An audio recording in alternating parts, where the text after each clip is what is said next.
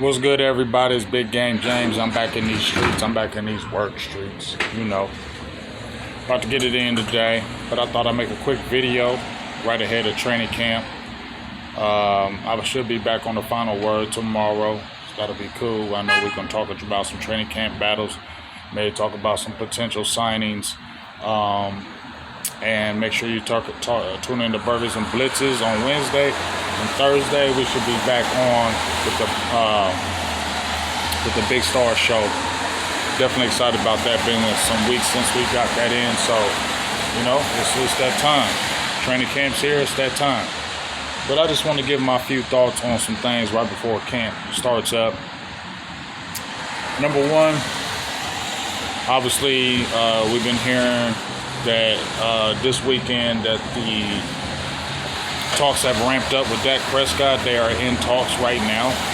There was the podcast from Chase Daniels, who I follow. I like Chase Daniels. I like the breakdowns he gives on quarterbacks, and he had an interview with Stephen Jones. And to me, it was the same thing that Stephen Jones always says. It's nothing in that interview that I ain't heard Stephen Jones and the Joneses say before. But some key things that I brought away with that interview is, basically some of the stuff that he was saying, how it's just, to me, Stephen Jones, he just annoying because he's always bringing in other people's stuff. Like, when he's talking about Dallas, he brings up Justin Jefferson. And the thing he said something about Justin Jefferson's contract was that it was an inordinate signing. Like, they paid an inordinate amount of money over there to Justin Jefferson. I looked up the word inordinate. That definition means excessive. Too much. So, even though they're going to pay CD Lamb, he don't want to pay him that money. Even though you're going to pay Dak Prescott that money, they don't want to pay him that money because they're going to be crying about the cap. And that's the main thing he kept saying was, if you got these big contracts with CD coming up, you got these big contracts with Dak coming up, Michael Parsons, we ain't going to be able to sign other people. We ain't going to be able to do what we want in free agency. We did that the last year. And what happened? We ain't win. We got great regular season sets. We ain't winning the playoffs. So basically, for us to sign these three guys, we ain't going to be active in free agency. That's why we weren't active this year, because we knew we had to sign these guys, and we're going to have to rely on our draft picks once again. That's basically what he said. We can't afford nobody. That's why you didn't see us active, because we got to sign these guys. And we felt like we drafted well again, and we're just going to have to lean on these young players, and they're going to have to step up. That's the thing every year that he's saying. Yes, they have been more active in free agency, in my opinion, under Mike McCarthy than they were Jason Garrett. But I feel like that was Mike McCarthy as, one of his concessions that, he can really be, get him some players. So I do say that they were more active in free agency than before. But it wasn't no top-notch guys. It was guys on the back of their end, career guys. It was guys that were not going to ask for a lot of money. They were going to be more in the 30-year-old range, and it wasn't going to have a significant impact on the team. May have an impact, but not a significant impact, because they're not going out and getting them guys. So basically, you're always going to rely on your young people and your stars. So this is just what I feel, in my opinion, with this whole situation. Once again, I've been very adamant in saying I'd love to see Dak go somewhere else, because I don't feel like Dak is going to win here now, because this is just a zoo up in here, in my opinion. It's just the same old things that go on. I don't feel like the front office puts their best foot forward year in and year out to get the players you need to get over the hump.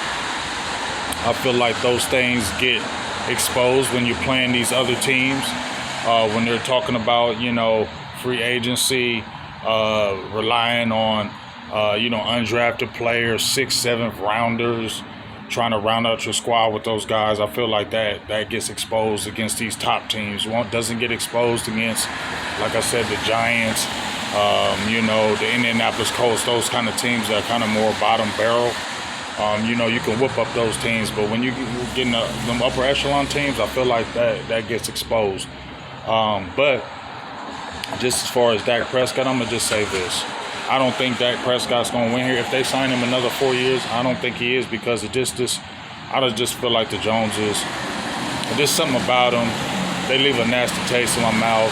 And I just feel like you're going to win games, but you're not ultimately going to win the big one just because the Joneses, I feel like there's an aura over Dallas now. And I just feel like you're going to win games. You're going to win a lot of games. But I don't feel like you're going to ultimately win what you want to win is the Super Bowl. I feel like that era might be done with the Joneses. At least when Jerry is here, I've put my thoughts in Ring of Honor, Jimmy Johnson. I put my thoughts in, well, what if this? Now, and I keep going back and forth with it year in and year out, like, because I don't have the unknown. Since I don't know the known, it's unknown, so I always give it out hope because you don't know. But I just feel like the dynamic, well, at least with Jerry, I don't see where it's going to happen. I just feel like that time is past. And I just feel like maybe when Jerry dies, it made the Super Bowl window may open up again, but I don't have no confidence in Steven because he's hella cheap and he's not going to ever want to ever spend no money on quality players except his own, and then he's still going to balk and play the games, and it's just to me it's just an ugly circle. It's just a zoo in my opinion. But with that being said, if Dak Prescott does sign and he were to happen to win a championship here in Dallas, or at least get to the chip here in Dallas, I said it on my Twitter that he's going to have to be one of the greatest quarterbacks in Dallas history. Probably could trump Aikman even when getting those 3 Super Bowls. Because you didn't have free agency back then when Aikman was here. You could trade and wheel and deal, and you saw the trade that they did with Herschel Walker to really bring back a boatload of change the whole organization. I don't feel like that's now. I don't feel like that happens now in the NFL. And so Aikman getting them 3 Super Bowls, it was amazing. Roger Staubach getting them chips was amazing. But if for Dak Prescott to get a Super Bowl in this era, with all that BS stuff that happened before, with you still not getting all quality guys, you dealing with Jason Garrett's of the world, and then dealing with these Joneses, if Dak were ever to get a Super Bowl with the Dallas Cowboys, if they re-signed him, then yes, I think he got to be the greatest quarterback alive in Dallas Cowboys history. I know Aikman got 3, I know Staubach got 2, but he got to be the greatest because you got to look at everything that he went through up in here. Most people hated him. Most people didn't think he'd get done. I've been suspect. I've been skeptical in his career at Dallas. I can't lie and say I haven't either.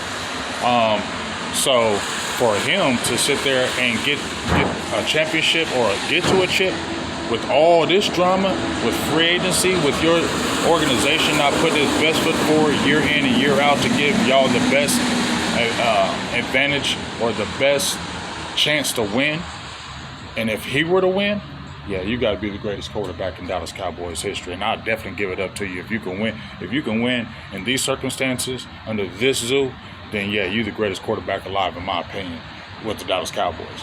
And then we heard about with CeeDee Lamb, they're ratcheting up his talks, and they're saying that he may get signed before Dak. But you know, I listened to my guy Mike White, and he said that if they ain't signed. If Dak ain't signed before they hit training camp, it ain't going to happen. And then I listened to John Machota saying it could happen where they don't sign Dak and let him play it out.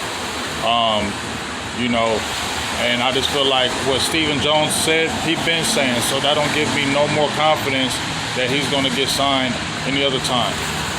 The only thing that would give you confidence that the Cowboys are signing him is because Stephen Jones jumped out there on a podcast and basically said, we want Dak, we want Dak.